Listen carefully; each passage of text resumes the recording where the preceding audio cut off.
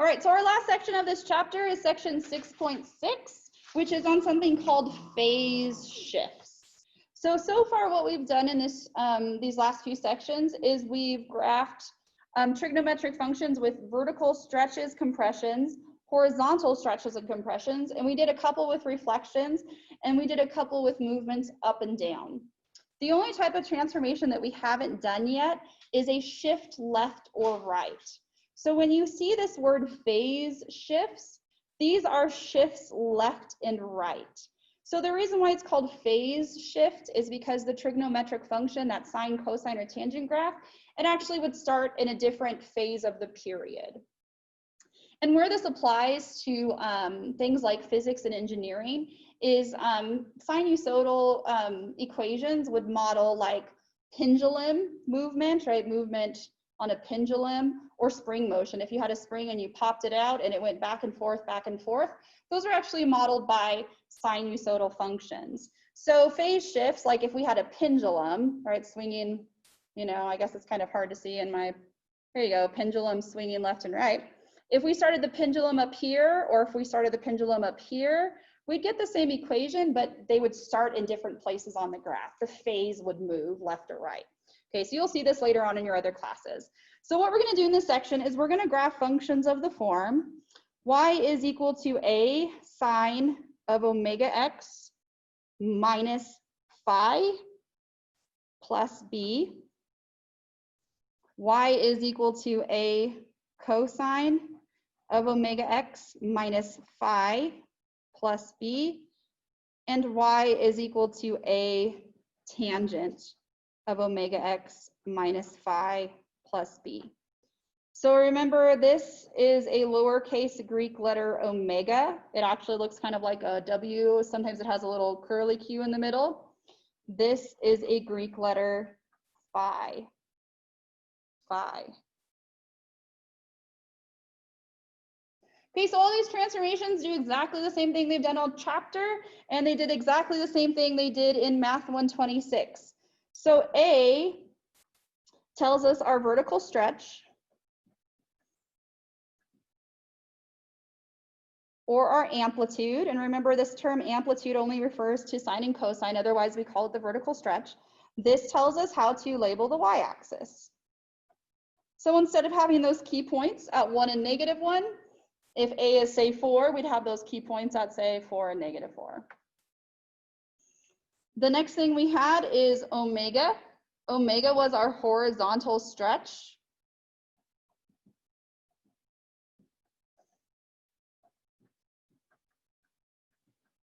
Okay, so that actually changes our period.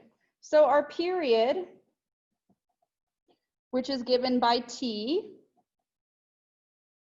for sine and cosine is going to be our original period, which was 2 pi, and we're going to define by a factor of omega. So this is for sine and cosine.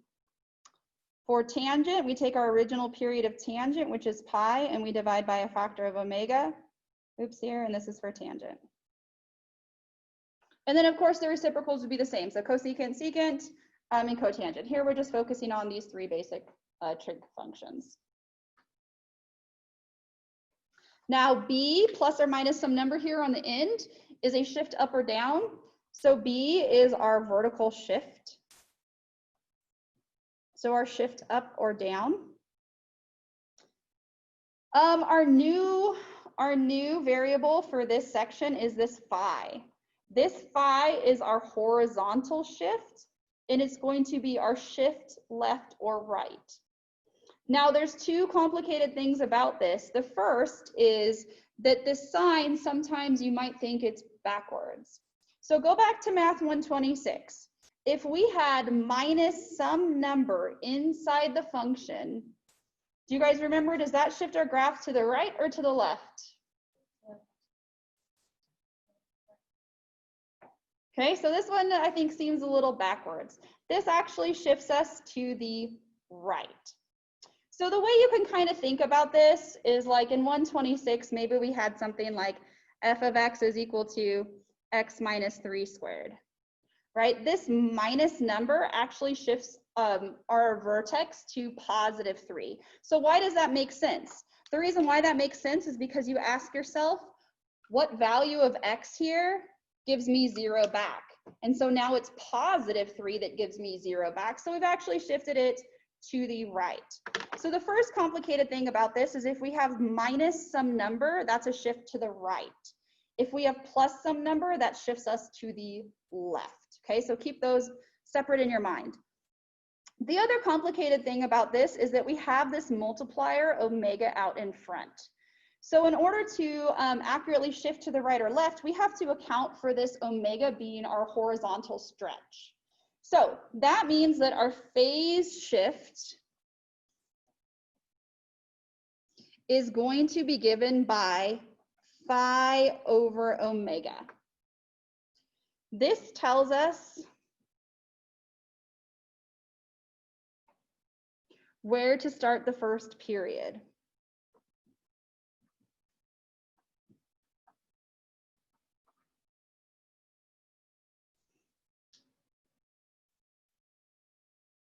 That means our first period ends at where we started it, which was phi over omega, plus the length of our period, which is t. This is a good self-check. You don't necessarily have to make sure you work that through, but if you were doing this graph by hand, I would suggest you just make sure your first period ends at phi over omega plus t. That's a good self-check. The last thing, of course, we need to graph these things is the length of our intervals. This hasn't changed. The length of our intervals is still our period divided by what number? What number should I always divide by here? 4. And that tells us how to label what? The x or the y-axis? The x-axis.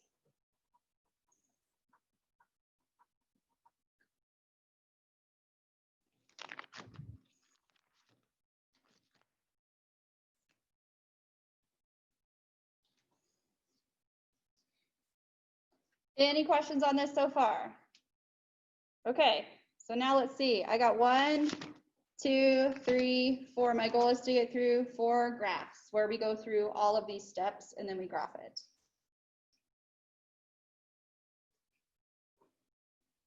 Anybody need more time on this page? Okay.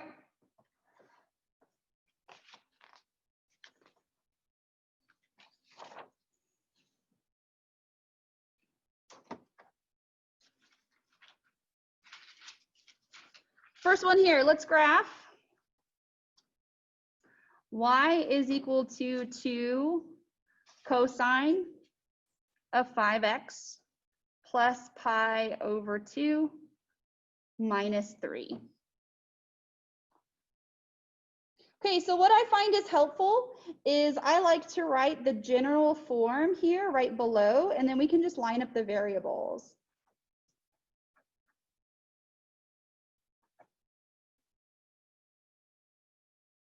Okay, so the first variable we have is A. Here A is 2, that's our amplitude, or our max and our mins, our vertical stretch.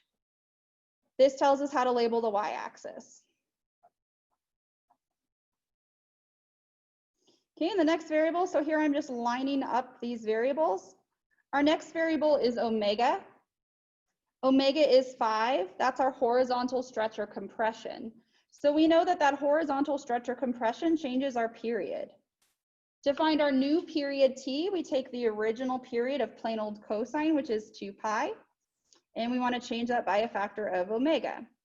So in this example, omega is 5, so our time to complete one cycle is 2 pi over 5.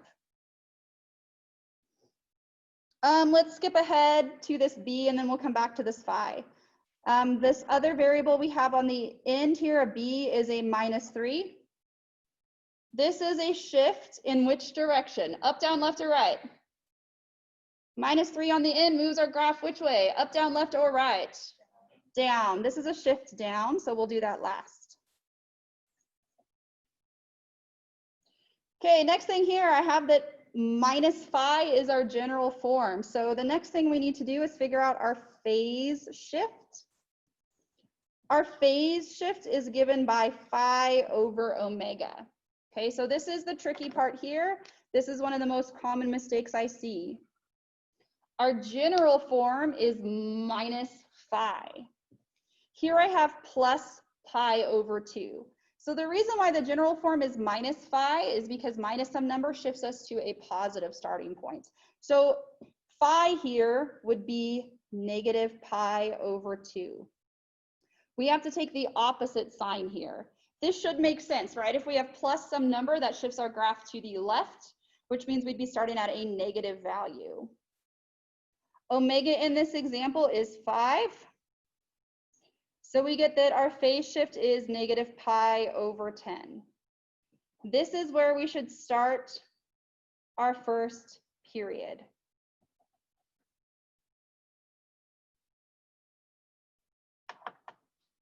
The good self-check is that our first period should end at where we started, which is negative pi over 10, plus the length of our period was 2 pi over 5.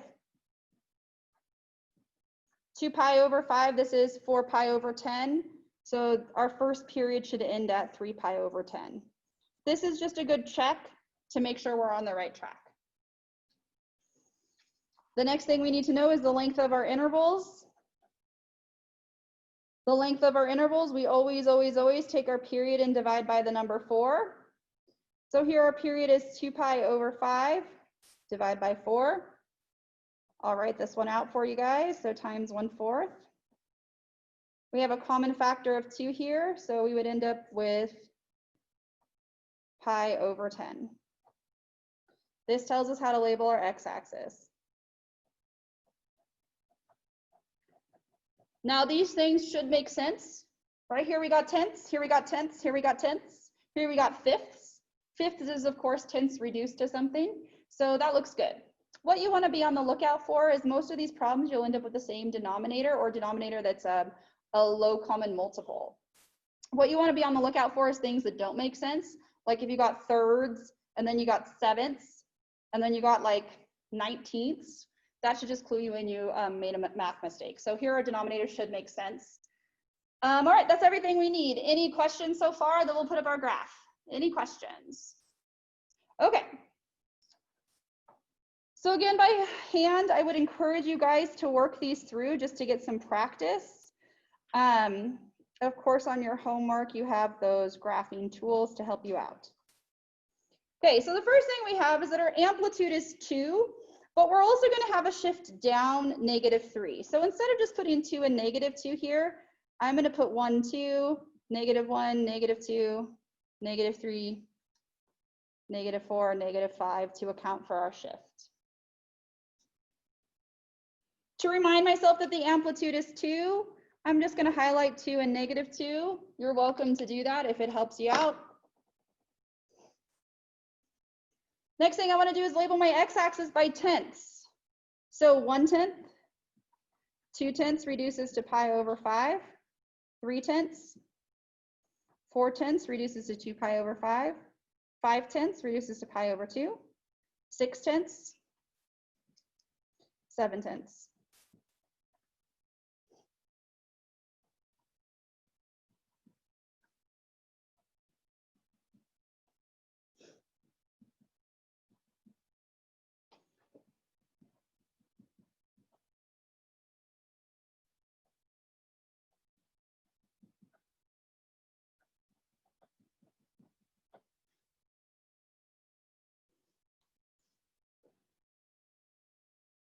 Okay, the next thing we want to do, we're putting in a cosine graph. Okay, so we need to remember our shape of cosine. We start at 1, then go to 0, then to -1. Okay, this is the new thing for this section. We are starting our first period at -pi over 10. So here's -pi over 10. If you'd like, you can make yourself a big highlighted arrow here telling you that this is where we should start our graph. So our pattern for cosine is still the same. Our pattern for cosine, we started at the max at the top, then went to 0, then went to the min, then went to 0, then went to the max. Now we're starting that pattern here instead of here. So our pattern is max, 0, min, 0, max. This is one phase 1 period. Sorry, I didn't mean to say phase. This is 1 period of our graph of cosine, right? Max, 0, min, 0, max. 1 period there. Now, right here, this is our self-check. Our first period should end at 3 pi over 10. Perfect, nailed it. Okay, so now what we want to do is continue this graph in both directions.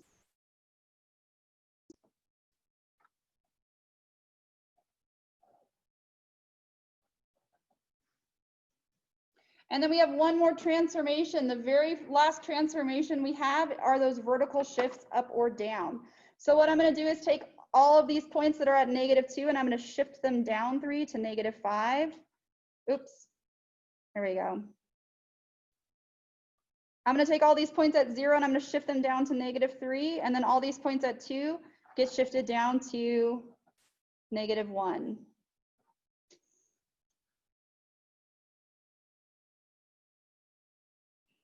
Oops, how did I? This gets down 3. Sorry about this, guys.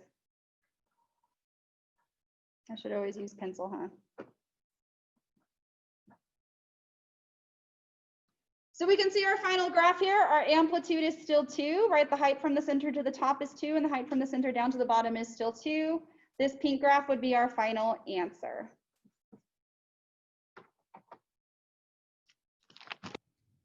Any questions on this? Any questions?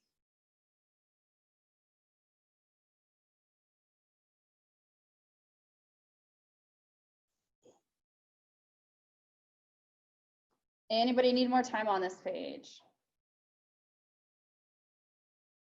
Okay, well, let's try and do a couple more.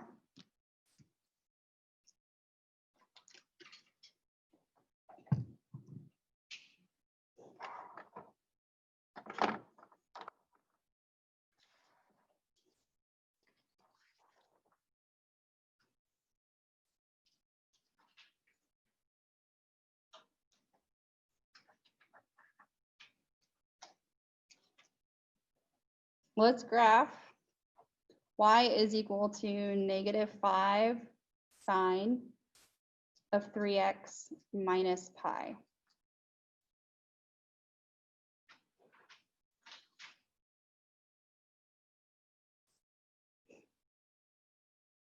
Okay, so again, what I like to do is I like to write our general form right below this, and then we'll just kind of match up the variables. So here we can see what A is, what omega is, phi, and B. So the first thing we have is A is our amplitude. And remember for this amplitude here, we always take the absolute value of that number in front. So here, our amplitude, we'll just take 5.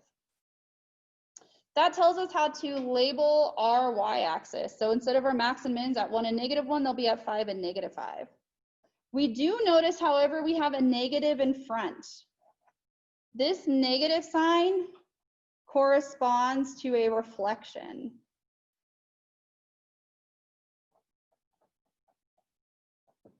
So what you want to think about in your head is this a reflection over the x-axis or the y-axis? So what you want to do is picture this, right? Here are all of our outputs. We're taking all these y values and we've multiplied them by 5. So now they're higher.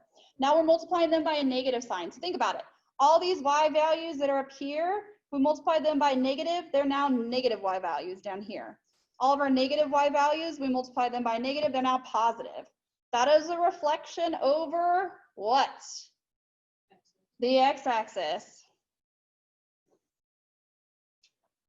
In fact, in this entire chapter, we only ever saw reflections over the x-axis. We never saw reflections over the y-axis, okay? So the textbook actually just excludes those. Reflections over the y-axis would be a negative on the x, which should also make sense, right? If we had positive x's and they're negative and the negative x's are positive, that's a reflection over the y-axis. Okay, next up we have that omega is 3. We know that changes our period. So our period is given by 2 pi over omega. In this example, omega is 3. So this is our time to complete one cycle is 2 pi over omega. The next thing we'll do is our phase shift. Our phase shift is given by phi over omega. So again, you want to pay attention to this sign on here, this positive or negative value. The general form is minus phi. So again, when you think about this, if we subtract some number, that moves us to the right, and we should start at a positive value. So here, these are both minus, so all we do for our phi is we take this pi. So phi is equal to pi. What a tongue twister there. Omega is 3. So this tells us we should start our first period at pi over 3. So again, this should make sense. When we have minus some number, we're shifting to start at a positive value. Our first period should end. This is just a good self-check at where we started. So we started at pi over 3 plus our period has length 2 pi over 3. So our first period should end at pi. This is just a good self-check. You could theoretically skip this step. The last thing we need to know is our length of our intervals on our x-axis. We always take our period t and divide by the number 4. So we have 2 pi over 3 divided by 4. Again, please take this time to do this division if you need to write it all out. I see this is one of the most common mistakes in this chapter. So we get pi over 6. This tells us how we should label our x-axis. Again, our denominators should make sense. We have thirds and sixths. Yeah, that makes sense. What you want to be on the lookout for is things like thirds and sevenths or thirds and 19ths that kind of don't have low common multiples there. Any questions so far? Okay, now we have everything we need to graph this, so let's go ahead and do that.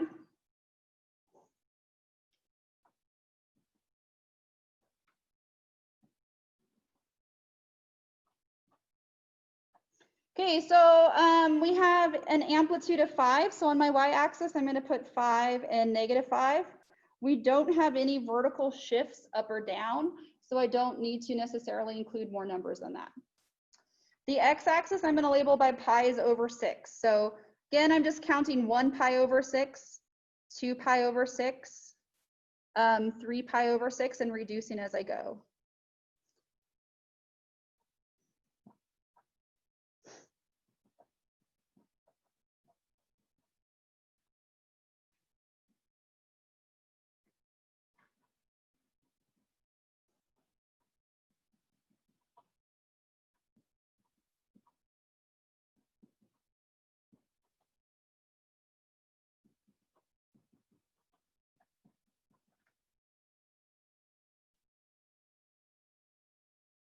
Okay, we figured out our phase shift was positive pi over 3. So what I'm going to do is put a big arrow here and tell myself I should start at pi over 3. If you prefer, you can circle this. However you want to indicate to yourself, that's where I'm starting my first phase. I'm going to do this in pencil because we're going to have a reflection last. So we are graphing sine. We know that our pattern for sine is 0, max, 0, min, 0. This is one cycle, one period of sine. 0, max, 0, min, 0. Now our self-check right here told us we should end our first period at pi, and we ended it at pi perfectly, so nailed it. We continue this pattern in both directions.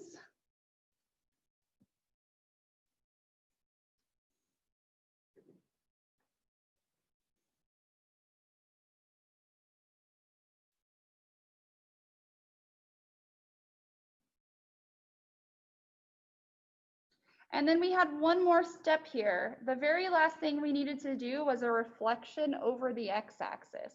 So what I'm going to do is I'm going to take this graph and reflect it over the x-axis. So any of these points at positive 5 will be down at negative 5. Any of these points at negative 5 will be at positive 5.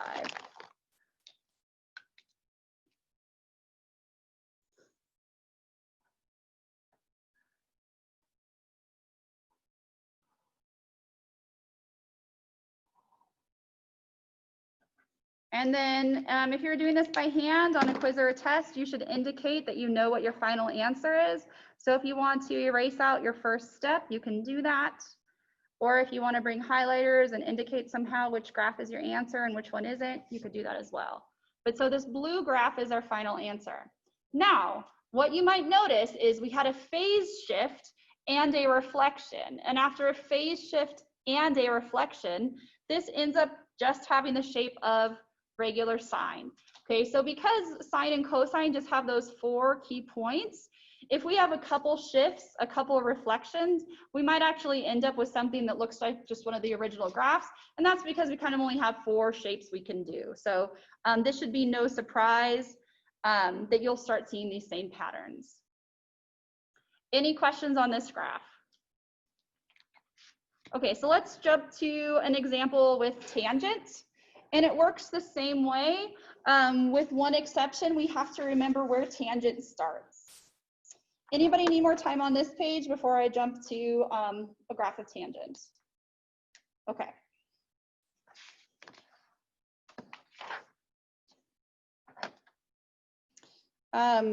Let's see, last one here. Let's graph y is equal to 4 tangent of 2x plus pi over 2. Okay, so again, if it's helpful to you, you can write the general form here right below. So you can just line up the variables.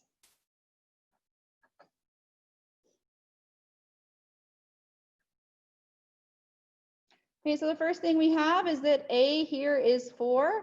Remember, we can only call it amplitude when it applies to sine and cosine. So here it's not amplitude, but it still tells us a vertical stretch, which tells us where the key points are on the y-axis.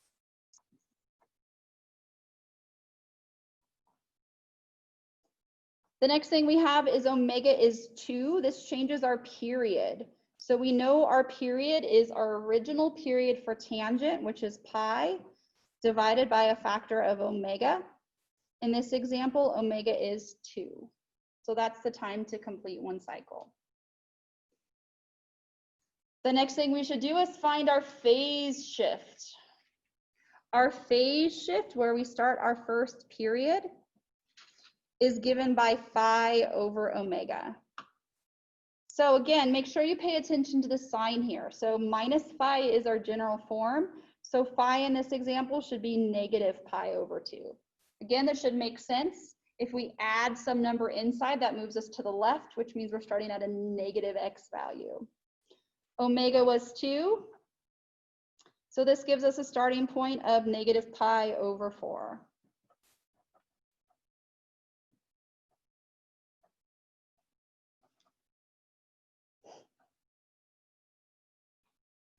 Okay, our first period ends. This is a good self-check. It ends at where we started, which was negative pi over 4 plus the length of our period, which is pi over 2. So our first period should end at pi over 4. This is just a good self-check.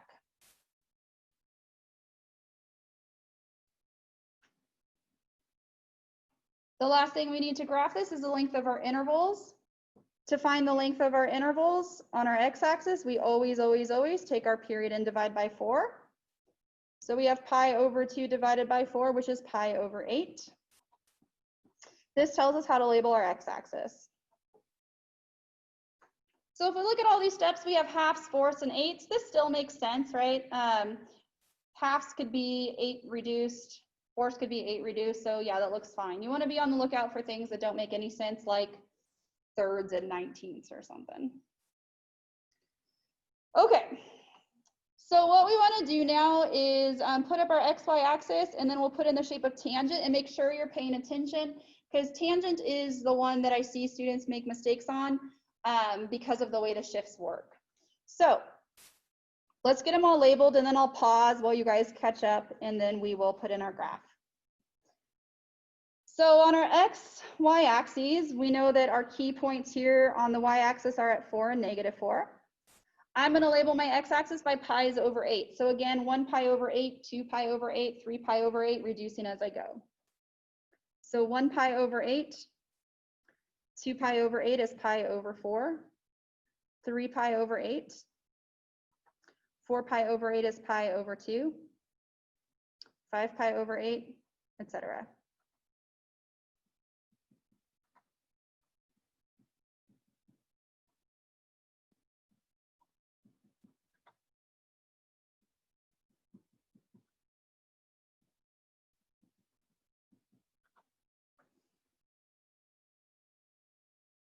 I'll give you guys a second to get caught up. And then again, make sure you look at what I'm doing because tangent is one where I see students kind of get stuck.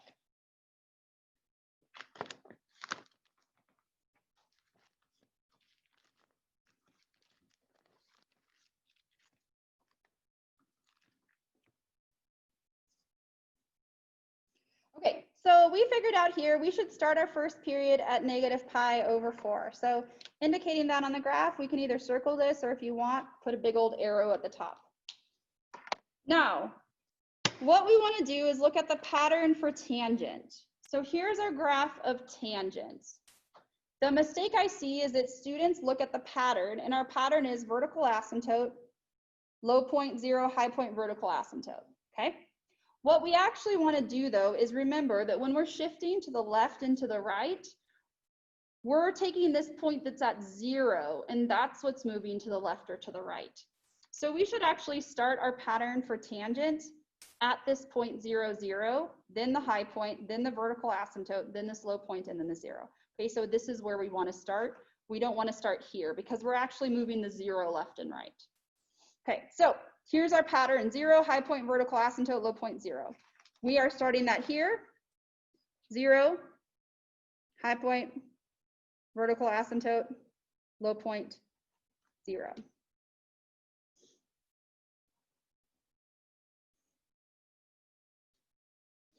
There is one period of tangent.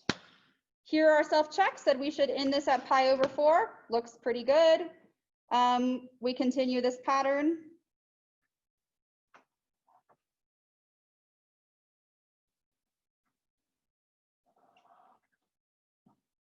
To the left and to the right. And if we were to continue this, remember that these patterns repeat infinitely to the left and to the right.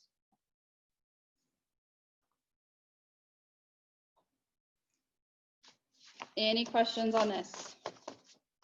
The ones that I skipped were, of course, the reciprocal functions. If you wanted to graph cosecant or secant, the easiest way would be to start with graphing sine and cosine, and then put in those vertical asymptotes and that U-shaped behavior.